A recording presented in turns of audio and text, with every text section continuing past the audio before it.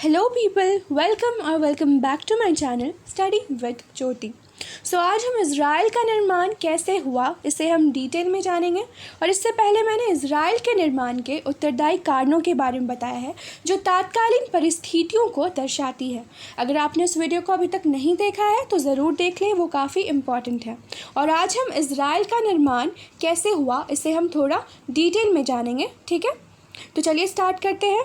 Britain ने फ़िलिस्तीन से अपना शासन हटा लेना चाहा।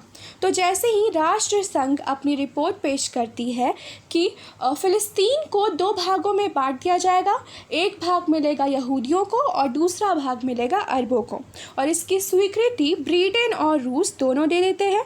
और उसके बाद ब्रिटेन जो होता है वो फ़िलिस्तीन से अपना शासन हटा लेना चाहता है, ठीक है। और 14 मई सन 1948 में उसने यह निश्चय कर लिया और उसकी खबर संयुक्त राष्ट्र संघ को दे दी। यह निश्चय जब ब्रिटेन करता है तो राष्ट्र संघ को इसकी जानकारी दे देता है, और इसी समय ब्रिटिश हाई कमिश्नर फ़िलिस्तीन छोड़कर ब्रिटेन लौट जाते हैं और ब्रिटिश मैंडेटरी शासन का फ़िलिस्तीन से अंत हो जाता है। कब? 1948 में। और उसी रोज़ यहूदियों ने तेल अबीब में अपना एक अधिवेशन किया और इज़राइल नाम से अपने पृथक यहूदी राज्य की घोषणा कर दी। तो जैसे ही ब्रिटिशर्स जो होते हैं वहाँ से अपनी मैंडेटरी शासन को समाप्त करते हैं, उसके बाद जो यहूदी होते हैं वो इज़राइल नामक अपनी पृथक यहूदी राज्य की स्थापना फ़िलिस्तीन में कर देते हैं। और इसी दिन से यहूदियों के लिए इज़राइल नामक एक नवीन देश का निर्माण हो जाता है, और संयुक्त राष्ट्र संघ ने शीघ्र ही इस नवीन राज्य की सत्ता को अपनी मंजूरी दे दी। और वैसे ही राष्ट्र संघ जो होता है वो इसकी मंजूरी दे देता है, और 3 दिन बाद रूस ने भी इसे मान्यता प्रदान कर दी। अन्य राज्यों ने भी इसे स्वीकार कर लिया, और इस तरह इज़राइल ने अंतर्राष्ट्रीय राजनीति में अपनी पृथक स्वतंत्र सत्ता स्थापित कर ली। तो इस तरह से धीरे धीरे कर जितने भी राज्य थे वो इसकी स्वीकृति प्रदान कर देते हैं और इज़राइल को एक पृथक राज्य के रूप में मान लेते हैं, ठीक है। और इस तरह से स्वतंत्र सत्ता यहूदियों को मिल जाती है, उनका एक पृथक राज्य स्थापित हो जाता है।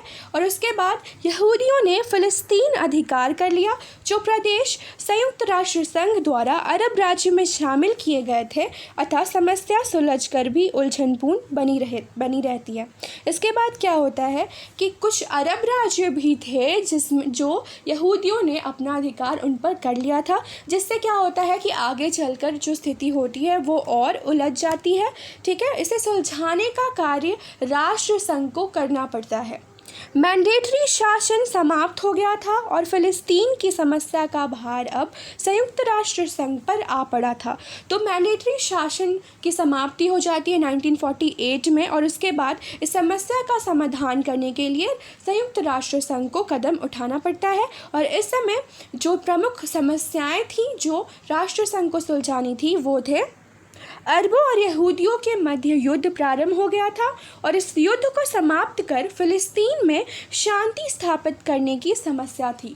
वे शांति स्थापित करना चाहते थे यहूदियों और अरबों के बीच में, क्योंकि उन दोनों के बीच में संघर्ष होने लगा था। संयुक्त राष्ट्र संघ का पहला प्रधान काम था फ़िलिस्तीन में शांति की स्थापना करना। तो सबसे पहला जो महत्वपूर्ण काम था राष्ट्र संघ का वो था फ़िलिस्तीन में शांति की स्थापना करना। दूसरा था यहूदी जिन प्रदेशों को इज़राइल का निर्माण करके शासन करने लगे थे, उन प्रदेशों में रहने वाले अरब खानाबदोश हो गए थे और आश्रय पाने के लिए तरस रहे थे। तो यहूदी जो थे वो कुछ ऐसे भागों पर अपने अधिकार कर चुके थे जहां अरबों का पहले स्थान था। और इससे क्या हो रहा था कि अरब जो थे वो खानाबदोश बन रहे थे, वो इधर से उधर भटक रहे थे और कहीं आश्रय लेने के लिए तरस रहे थे, और अतः उन अरबों को पुनः बसाना भी राष्ट्र संघ का एक महत्वपूर्ण काम था। ये एक महत्वपूर्ण समस्या थी। तीसरा है यहूदियों और अरबों के प्रदेशों की स्थायी सीमा निर्धारित। यहूदियों और अरबों के प्रदेशों की स्थायी सीमा निर्धारण के लिए भी ये भी एक महत्वपूर्ण समस्या थी राष्ट्र संघ के समक्ष।